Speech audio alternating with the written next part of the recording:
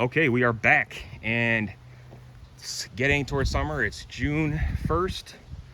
3 weeks here of no rain in mid-Michigan. 90 degrees this week, upper 80s. Not a lick of rain coming up within the next week. So, wanted to show you my watering program, what I do, and techniques that can help obviously make this run efficiently. Fortunately, I have well water.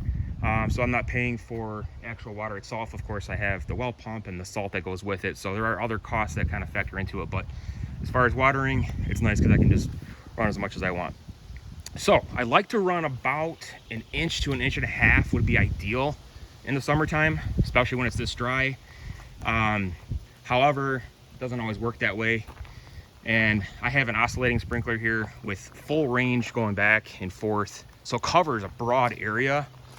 And then this is like my third section I did in the backyard. This is about 7,000 square feet back here. I have about 6,000 in the front of grass, so this is about 7.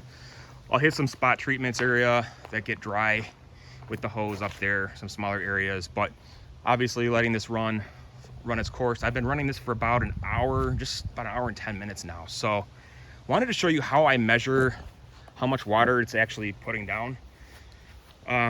Obviously, you see everything water deep and infrequently, especially, of course, it's going to depend on the type of sprinkler you have. That's going to help how much or how long to run your sprinklers. If you have rotating sprinklers, if you have an irrigation system. Also, you want to consider, soil type, grass type, any products that you put down that help absorb water, like liquid aeration or regular aeration. So here's my little cup, my little dish I used. I just put this in the middle, and that's how much I've gotten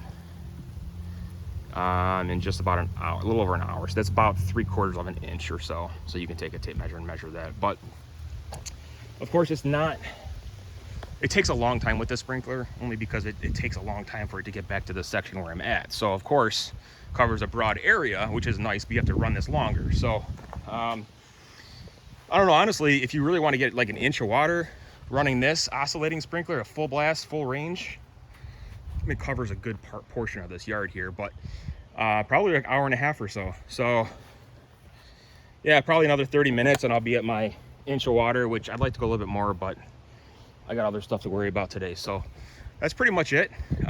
Just keep in mind, your soil type. Of course, you have sandier soils. It's going to probably have to water a little bit more frequently. This is a clay-based soil. So I like to do deep and infrequent waterings, probably like once a week or so, at least 1 inch. I'd like to go a little bit more, but it is time consuming having to move this around, and you get distracted with other projects and work and things like that. So that's pretty much how I do it. And it's looking good. I just fertilized, so I'll go over my next video about the fertilizer I used, and then we'll do that in the next video. But all in all, get yourself one of these, put it in the yard and see how it works for you and your sprinkler system or irrigation, how fast it takes to fill it up.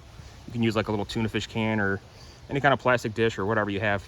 So that's pretty much how I do it, and hope you found this video helpful and useful, and stay tuned for the next videos. Please be sure to like and subscribe. Thanks for watching.